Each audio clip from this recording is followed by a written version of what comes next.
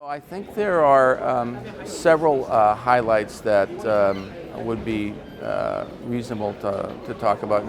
Number one, we're starting to understand who responds to CAR T cells and who doesn't. I think it's still an imperfect science. So there are a number of important retrospective studies showing some qualities of patients who are likely to respond and those that are likely to relapse and fail therapy. So that's a good thing. Secondly, there's a number of new CAR T therapies.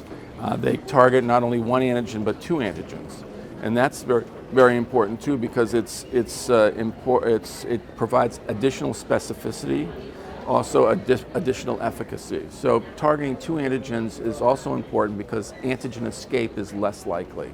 So there are a number of CAR T cell therapies which target not just one antigen but two antigens. And the third is that people are starting to combine CAR T cell therapy with gene editing.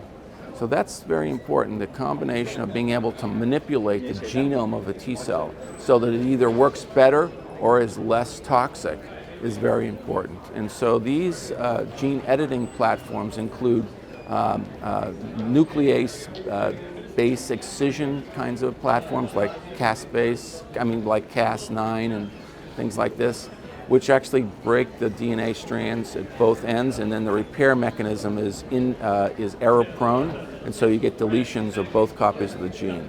The problem with that is if you're going to modify more than one gene, you can imagine that if you're modifying more than one gene, those genes could potentially, where they're broken, could link together and you form new genes which could be transforming and cause problems.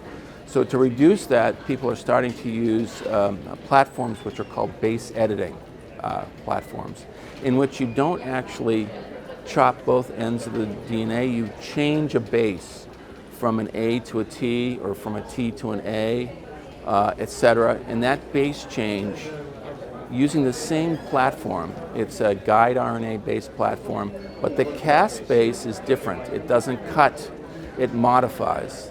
And so it's hooked to another enzyme that actually modifies a base so that the sequence of nucleotides changes, which puts a stop code on, and the gene is edited or deleted without breaking the DNA, which is much safer.